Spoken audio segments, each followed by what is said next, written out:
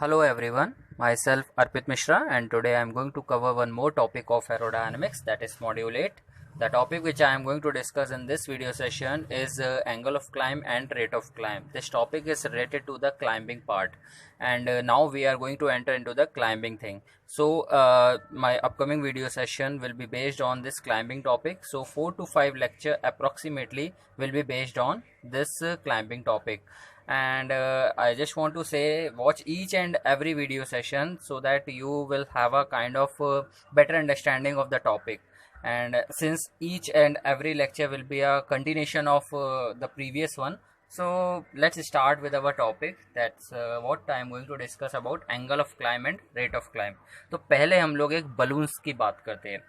एक बलून है जो आपने लिया और एक नॉर्मल, मतलब एक तरह से एक नॉर्मल क्लाइमेट है और आपने उस बलून को, अब balloon with field of gas, अब आपने उसको छोड़ दिया तो वो वर्टिकली जाएगा. ठीक है, वो बलून आपका वर्टिकली जाएगा अगर एटमॉस्फेयर एकदम नॉर्मल कंडीशन में है. ठीक है, अब विंड चल रही है, मतलब मैंने ये कहा कि एक नॉर्मल एटमॉस्फेयर कंडीशन है, मतलब विंड वेलोसिटी को मान लेते हैं हम 0 है और आपने गैस फिल्ड बलून है जिसे आपने छोड़ा, वो एक तरह से वर्टिकली जाएगा ऊपर. अब वही बलून, थोड़ी सी विंड चल रही है और आपने उसे छोड़ा, तो अब क्या होगा, वो विंड की वजह से बलून वर्टिकली जाने की बजाय क्या होगा, एक एंगल पे जाएगा, मतलब थोड़ा इंक्लाइंड होके जाएगा, तो वर्टिकल से एक एंगल बना के रखेगा. सिमिलरली हम लोग अपने एयरक्राफ्ट में भी वही बात करेंगे कि अगर एक नॉर्मल एटमॉस्फेरिक कंडीशन है और अगर मेरा एयरक्राफ्ट फ्लाई कर रहा है तो उसमें क्या चेंजेस होंगे, मतलब वो किस एंगल पे क्लाइंब करेगा. फिर हम लोग देखेंगे अगर एक विंड चल रही है, मतलब विंड की कुछ वेलोसिटी है, पहला कंडीशन में विंड वेलोसिटी 0 मान लीजिए और दूसरे में आप कोई विंड वेलोसिटी की एक वैल्यू रख लीजिए. उस विंड वेलोसिटी से मेरे एयरक्राफ्ट की परफॉर्मेंस पे वाइल क्लाइंबिंग क्या क्या अफेक्ट हो सकते हैं वो भी हम इस वीडियो में देखेंगे. ठीक है, तो अब स्टार्ट करते हैं. एक बलून का जैसे मैंने कंसेप्ट दिया आपको, बलून है, बलून को आपने अगर एक नॉर्मल एटमॉस्फेयर कंडीशन, इसमें विंड वेलोसिटी आपने 0 रख रखी है और वो बलून जो है स्ट्रेट जाएगा, मतलब वर्टिकली अपना पाथ कवर करेगा. लेकिन अगर विंड वेलोसिटी कुछ है, विंड वेलोसिटी की कोई वैल्यू है और अब आपने बलून को छोड़ा तो वो स्ट्रेट वर्टिकली ना जाके वो एक एंगल पे जाएगा, मतलब एक थोड़ा सा इंक्लाइंड हो जाएगा. सिमिलरली हमारे एयरक्राफ्ट को रिलेट करते हैं, तो पहले देख लेते हैं एक्चुअली एंगल ऑफ क्लाइंब है क्या. The angle between the aircraft flight path and the ground is angle of climb. तो एंगल ऑफ क्लाइंब क्या हुआ, आपका जो एयरक्राफ्ट है उसका फ्लाइट पाथ, मतलब वो कैसे, अब आप ये इमेजिन करके चलिए कि एयरक्राफ्ट आपका ग्राउंड पर मूव कर रहा है और अब वो टेक ऑफ करने वाला है. तो ग्राउंड पे मूव करने का, जब वो टेक ऑफ करेगा तो एक आपका ग्राउंड हो गया, ग्राउंड आपका हॉरिजॉन्टल बन गया और एक वो एंगल के ऊपर जो गया, जिस एंगल पे उन्होंने टेक ऑफ किया, वो आपका फ्लाइट पाथ हो गया. तो फ्लाइट पाथ और ग्राउंड के बीच में जो एंगल बनेगा वो होगा एंगल ऑफ क्लाइंब. अभी अगली स्लाइड में मैंने डायग्राम मेंशन कर रखा है तो और बेहतर समझ में आएगा. Then when aircraft take off into the wind, its angle of climb is steeper and ground roll is shorter. देखिए, वो ग्राउंड पे एयरक्राफ्ट तो मूव कर रहा है, तो क्या बोल रहा है, अगर विंड वेलोसिटी कुछ है, वो विंड के साथ है.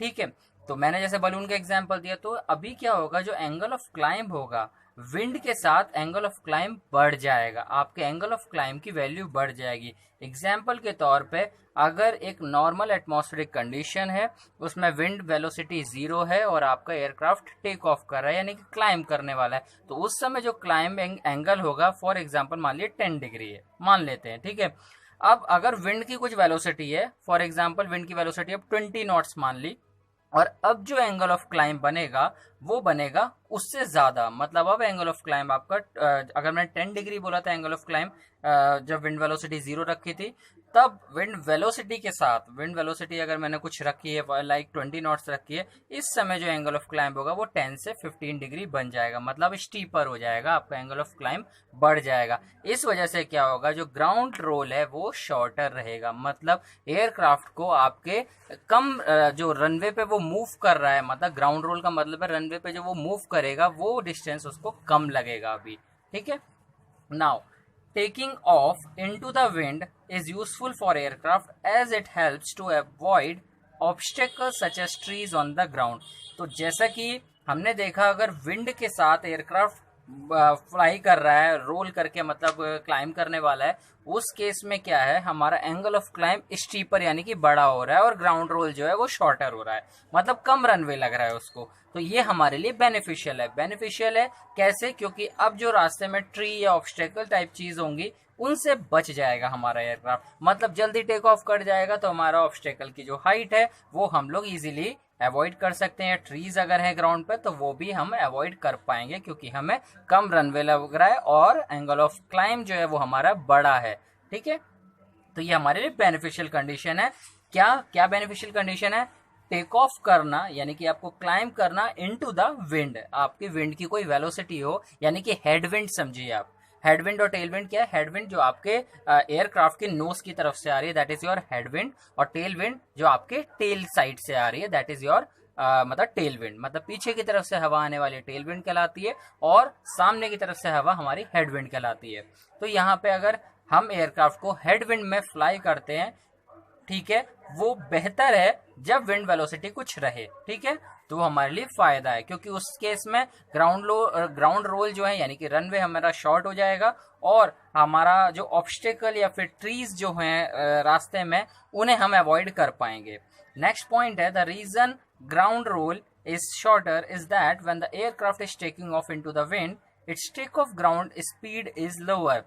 अब मैंने बोल दिया कि टेक ऑफ कर रहा हूं मैं विंड की वेलोसिटी के साथ, मतलब विंड की कुछ वेलोसिटी है और उस समय मैं टेक ऑफ कर रहा हूं, तो एंगल ऑफ अटैक जो है मेरा, एंगल ऑफ क्लाइंब जो है वो मेरा स्टीपर है, मतलब बड़ा हो रहा है, तो उस वजह से ग्राउंड रोल शॉर्टर है। लेकिन इसका भी एक रीजन है कि ग्राउंड रोल जो है वो शॉर्टर क्यों है, क्योंकि जब एयरक्राफ्ट आपका टेक ऑफ कर रहा है विंड में, मतलब take off into the wind, जो टेक ऑफ ग्राउंड स्पीड है वो भी कम हो जाएगी।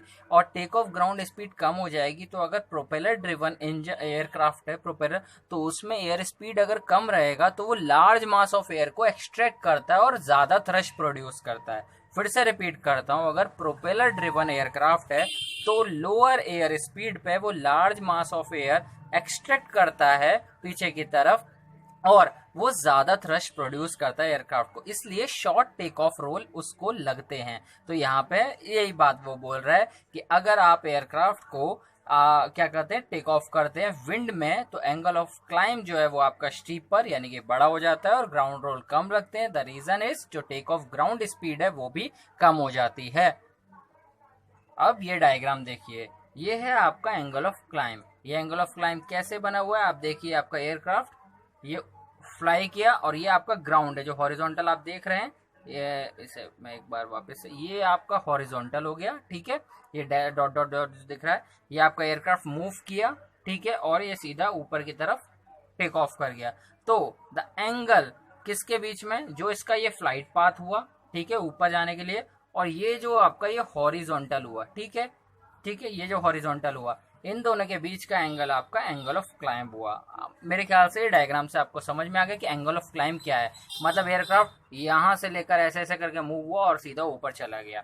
तो यहाँ पे अगर ये वाली लाइन को थोड़ा एक्सटेंड किया जाए तो ये एंगल आपका एंगल ऑफ क्लाइंब है, सेम उसने ये शो किया हुआ है, ठीक है। ये आपका एयरक्राफ्ट मूव किया, ये आपका हॉरिजॉन्टल हो गया, और यहाँ पे ये आपका एंगल ऑफ क्लाइंब हो गया हॉरिजॉन्टल से एयरक्राफ्ट के फ्लाइट पाथ में। ये हमारा एंगल ऑफ क्लाइंब है। आगे देखते हैं। अब देखिए इस डायग्राम में मैंने बताया अगर ये वाला एयरक्राफ्ट जो मूव कर रहा है ना, ये मूव कर रहा है जब विंड की वेलोसिटी 0 थी, ठीक है, मतलब एक नॉर्मल एटमॉस्फेयर था, वो फ्लाई किया, ठीक है, टेक ऑफ किया। तो ये बॉटम में आप देख रहे हैं ग्राउंड रोल यानी कि टेक ऑफ ग्राउंड स्पीड दिखा रखा है ये, ठीक है। तो क्या हुआ, जब वो रोल किया तो उसने एक एंगल बनाया, एंगल ऑफ क्लाइंब, मान लीजिए उसको बोलते हैं हम लोग θ1। एंगल ऑफ क्लाइंब जब भी हम डिनोट करेंगे उसको बोलेंगे थीटा, थीटा से डिनोट करेंगे एंगल ऑफ क्लाइंब को, ठीक है। स्टैंडर्ड बुक में इसे थीटा से ही डिनोट किया जाता है, ठीक है। तो क्या है, एंगल ऑफ क्लाइंब हमारा θ1 हो गया इस एयरक्राफ्ट के लिए जिसको मैंने सर्कल में रखा है। अब कुछ विंड मान लीजिए, जैसे ये विंड दिखा रखी है, ये कुछ विंड फ्लो कर रही है, ठीक है। अब इस सेकंड एयरक्राफ्ट को देखिए, ये मेरा विंड के साथ फ्लो कर रहा है, मतलब इसमें क्या है, इसमें कुछ विंड की वेलोसिटी होगी। इस पहले वाले एयरक्राफ्ट में देयर इज नो विंड, ये बिना विंड में, मतलब जब विंड वेलोसिटी 0 है, ये नॉर्मल एटमॉस्फेयर में फ्लाई कर रहा है, और ये वाला मेरा विंड वेलोसिटी है कुछ, यानी कि कुछ विंड फ्लो कर रही है, हेड विंड के साथ ये फ्लाई करने वाला है। तो जो सेकंड एयरक्राफ्ट है, मतलब ये वाला एयरक्राफ्ट है, ये जब एक एंगल ऑफ क्लाइम पे मूव करेगा, वो एंगल ऑफ क्लाइम ज्यादा रहेगा। अब ये देखिए आप इस डायग्राम में, ये वाला सिर्फ ये पार्ट देखिए आप, यहाँ पे जो सेंटर में दिखाया हुआ ये ग्रेटर का साइन दिखाया हुआ है, ठीक है, ये ग्रेटर का साइन दिखाया हुआ है इन्होंने कि एंगल ऑफ क्लाइम आपके इस एयरक्राफ्ट का ज्यादा रहेगा as compared to angle of climb आपके इस एयरक्राफ्ट से। Getting my point? ये कैसे हुआ? ये आपका जो ग्राउंड रोल है वो भी इस समय आपके कम हो गए। जो ग्राउंड रोल है, देखिए इस एयरक्राफ्ट को यहां से लेकर यहां तक आना पड़ा, ठीक है, तब ये फ्लाई किया, ठीक है, और इस एयरक्राफ्ट को यहां से लेकर यहां तक आना पड़ा और तब फ्लाई किया। तो अब देखिए जो रनवे लेंथ हुई वो भी छोटी हो गई उसके लिए, जो इस एयरक्राफ्ट के लिए रनवे लेंथ भी छोटी हो गई, तो ये जल्दी टेक ऑफ कर गया, ठीक है, as compared to this aircraft. तो यहाँ पे आप देख सकते हैं एंगल ऑफ क्लाइम जो है वो इस वाले एयरक्राफ्ट के लिए स्टीपर है as compared to angle of climb for the aircraft which is flying with wind velocity 0, ठीक है। इसमें विंड वेलोसिटी 0 रहेगी, इसमें विंड वेलोसिटी की कोई वैल्यू रहेगी, मतलब विंड फ्लो कर रही है, हेडविंड में फ्लाई कर रहा है। और यहाँ पे ग्राउंड स्पीड का जो बात बोल रहा है कि ग्राउंड रोल इसको कम लगेंगे, उसका रीजन यही है, जो टेक ऑफ ग्राउंड स्पीड है इस वाले एयरक्राफ्ट के लिए वो क्या रहेगी, वो आपकी स्लो हो जाएगी, कम हो जाएगी, इसलिए उसको ज्यादा थ्रस्ट मिल जाएगा। ये जो एयरक्राफ्ट देख रहे होंगे आप, तो दोनों के आगे प्रोपेलर लगा हुआ है, इसलिए प्रोपेलर ड्रिवन एयरक्राफ्ट बताया हुआ है। आगे बढ़ते हैं, एग्जाम्पल कंसिडर करते हैं। अभी तक हमने एंगल ऑफ क्लाइम देख लिया, और एंगल ऑफ क्लाइम को हमने देख लिया अगर एक एयरक्राफ्ट विंड वेलोसिटी 0 है तब फ्लाई कर रहा है, और एक एयरक्राफ्ट जब विंड वेलोसिटी कुछ है तब फ्लाई कर रहा है, तो एंगल ऑफ क्लाइम में क्या चेंजेस हैं हमने देख लिया। एक में एंगल ऑफ क्लाइम अगर θ1 है, दूसरे में θ2 है, तो अगर विंड है तो θ2 वाला बढ़ जाएगा। अगर θ1 की वैल्यू, मतलब मैं 10 डिग्री पे फ्लाई कर रहा हूं जब विंड वेलोसिटी जो है मेरी 0 है, और विंड वेलोसिटी अब जब मेरी कोई वैल्यू का मतलब कंसिडर करता हूं मैं कि कोई वैल्यू है, तब एयरक्राफ्ट जब फ्लाई कर रहा है तो θ2 यानी कि उसकी वैल्यू मेरी 15 डिग्री हो जाएगी, स्टीपर हो जाएगा। अब एक एग्जांपल कंसिडर करते हैं। दो एयरक्राफ्ट हैं जिनकी टेक ऑफ स्पीड जो है, मतलब टेक ऑफ करने वाले हैं सेम एयर स्पीड पे। Two aircraft will take off at same air speed. Assume करते हैं 60 नॉट है, एक जो मतलब जो स्पीड है वो हम मान लेते हैं 60 नॉट पे। दोनों की स्पीड हमने क्या बोला, 60 नॉट है, इस एयर स्पीड पे वो फ्लाई करने वाले हैं। अब एयरक्राफ्ट जो है पहला, मतलब one aircraft will take off in nil wind, मतलब विंड वेलोसिटी 0 रहेगी।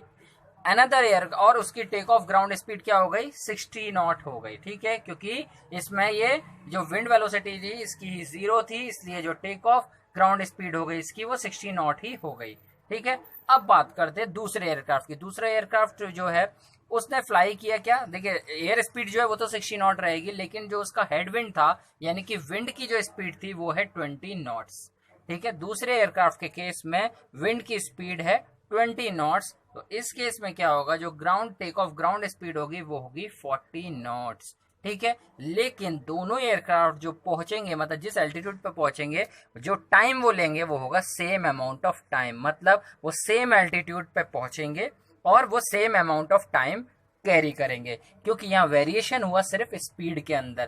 पहले एयरक्राफ्ट की जो दोनों एयरक्राफ्ट की एयर स्पीड तो सेम थी 60 नॉट, ठीक है, लेकिन विंड वेलोसिटी के कारण दोनों में चेंजेस आ गए। पहले वाले में विंड वेलोसिटी 0 थी, दूसरे वाले में विंड वेलोसिटी हमारी 20 नॉट थी।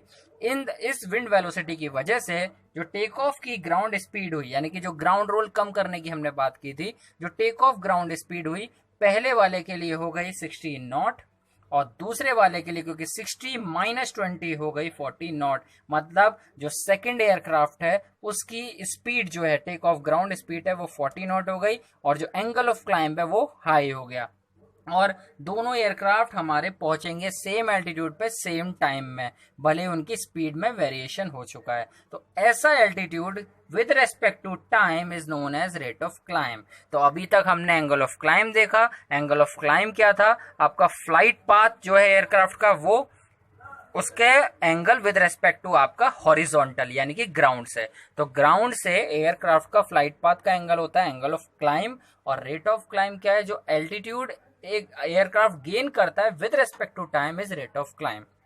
altitude gained with respect to time is known as rate of climb। ये हमने देख लिया। अब उस एग्जाम्पल को देखते हैं इस डायग्राम के थ्रू। ये मेरा एयरक्राफ्ट विंड वेलोसिटी 0 में फ्लाई कर रहा है, ये वाला एयरक्राफ्ट विंड वेलोसिटी मेरी 20 नॉट्स में फ्लाई कर रहा है। ये देखिए 20 नॉट्स पे ये फ्लाई कर रहा है, मतलब इसके केस में हवा चल रही है और उसकी वेलोसिटी जो वैल्यू है वो है 20 नॉट्स। तो पहले वाले एयरक्राफ्ट की यानी कि इसकी अगर बात करते हैं पहले, तो इसमें विंड वेलोसिटी 0 थी, तो 60 माइनस 0 मतलब 60 नॉट ही इसकी जो टेक ऑफ ग्राउंड स्पीड है वो 60 नॉट ही रहेगी। सेकंड एयरक्राफ्ट की बात करते हैं, मतलब इस एयरक्राफ्ट की बात करते हैं, इसमें विंड वेलोसिटी 20 नॉट है और जो मेरी टेक ऑफ एयर स्पीड है वो तो 60 नॉट है, दोनों के लिए कॉमन ही ली थी हमने। लेकिन टेक ऑफ ग्राउंड स्पीड जो है इसके केस में मेरी हो जाएगी 40 नॉट। 60 माइनस 20 हो जाएगी इसमें। ये एयर स्पीड और ग्राउंड स्पीड का रिलेशन रहेगा। ये जो दोनों स्पीड नीचे ये दे रखी है, ये आपको टेक ऑफ एयर स्पीड दे रखी है और फिर हमने ग्राउंड स्पीड कैलकुलेट कर रहे हैं with the help of wind speed. इसके केस में विंड स्पीड 0 है, तो 60 minus 0 you will get the 60 take off ground speed. Second वाले एयरक्राफ्ट के केस में विंड वेलोसिटी 20 नॉट है और यहाँ पे ये 60 है, तो 60 minus 20 you will get the 40 knots. तो दोनों एयरक्राफ्ट में आपने देख लिया जो टेक ऑफ ग्राउंड स्पीड है उसमें वैल्यू में डिफरेंस है और यू कैन फाइंड कि जो वैल्यू में डिफरेंस है तो सेकंड एयरक्राफ्ट को कम ग्राउंड रोल रख रहे हैं, मतलब कम डिस्टेंस कवर करना पड़ रहा है। कम डिस्टेंस कवर करने के साथ साथ उसका रीजन क्या हो गया, उसका जो टेक ऑफ ग्राउंड स्पीड है वो भी कम है। ठीक है, ये इसका रीजन था कि इसको कम ग्राउंड रोल लग रहे थे। ठीक है, अब आगे मूव करते हैं। Now if both aircraft will reach 1000 feet, देखिए मैंने बताया दोनों एयरक्राफ्ट पहुंचेंगे सेम ही, मतलब जो इनका जो एल्टीट्यूड है वो सेम ही रहने वाला है। ठीक है, ये सेम एल्टीट्यूड टाइम रहेगा, वो टाइम कंजम्पशन भी सेम रहेगा। तो if both aircraft will reach at 1000 feet in 2 minute, 2 minute पे अगर वो ये वैल्यू मैंने दे रखी है यहाँ पे, अगर 1000 फीट ये फ्लाई करते मतलब 1000 फीट तक पहुंचते हैं 2 मिनट के अंदर, तो इनका रेट ऑफ क्लाइंब होगा this 1000 by 2। Okay, the value will get 500 feet per minute. Okay, तो रेट ऑफ क्लाइंब फाइंड करने का क्या है, तो आप जो रेट ऑफ क्लाइंब फाइंड कर रहे हैं वो है ये एरो वाला मार्क। आपने वर्टिकली कितना कवर किया with respect to time, that is your rate of climb. आपने एल्टीट्यूड गेन किया with respect to time is your rate of climb. तो आपने एल्टीट्यूड कवर किया 1000 फीट। ओके, टाइम कितना लिया आपने 2 मिनट, तो दोनों एयरक्राफ्ट के लिए आपका रेट ऑफ क्लाइंब हो गया 500 फीट पर मिनट। जनरली जो रेट ऑफ क्लाइंब है वो मेंशन किया जाता है फीट पर मिनट में, तो आप ये भी याद रख सकते हैं। फीट पर मिनट में जनरली हमारा रेट ऑफ क्लाइंब दिया जाता है। मीटर पर सेकंड में भी आप इसको देख सकते हैं, दे सकते हैं value. Different books will prefer different value, तो फीट पर मिनट जनरली इसका यूज किया जाता है, तो आप इसे याद रख सकते हैं। ठीक है, रेट ऑफ क्लाइंब मेरे ख्याल से थोड़ा सा क्लियर हुआ होगा क्या कि पहले अब समराइज करते हैं अपने टॉपिक्स को। पहले हमने देखा था एंगल ऑफ क्लाइंब, वो एंगल जो एयरक्राफ्ट अब जब फ्लाई कर रहा है, मतलब यानी कि टेक ऑफ करने वाला है, वो जो फ्लाइट पाथ फॉलो करेगा वो वहां से ग्राउंड तक का एंगल, वो एंगल मतलब जैसे वो ने टेक ऑफ किया तो वो angle with respect to ground आपको फ्लाइट जो एंगल ऑफ क्लाइंब देगा। फ्लाइट समय flight path, the angle between the flight path and the ground और horizontal will give you that flight path angle. ठीक है, और सॉरी फ्लाइट पाथ एंगल बोल रहा हूँ, एंगल ऑफ क्लाइंब। और रेट ऑफ क्लाइंब क्या है, ये आपका एल्टीट्यूड आप कितना गेन कर रहे हैं with respect to time is your rate of climb. ये दोनों हमने आज देख लिए। अब आगे हम जब क्लाइंबिंग की बात करेंगे तो अब हम एंट्री मारेंगे कि क्लाइंबिंग एक्चुअली क्या है, कि कैसे हम लोग स्टडी लेवल फ्लाइट से क्लाइंबिंग करना शुरू करते हैं। क्योंकि SLF में आप जैसे बैलेंस करते चारों फोर्स, इसमें आपको कुछ देखना पड़ेगा। बैलेंस करने के लिए भी आपको मतलब आपको एंगल ऑफ अटैक चेंज करना है, क्योंकि आपका जो एटीट्यूड है वो वेरी कर रहा है, पावर वेरी करेगी, एटीट्यूड वेरी करेगा। वो हम लोग अगले सेशन में देखेंगे। तो this session will be continued in our next session.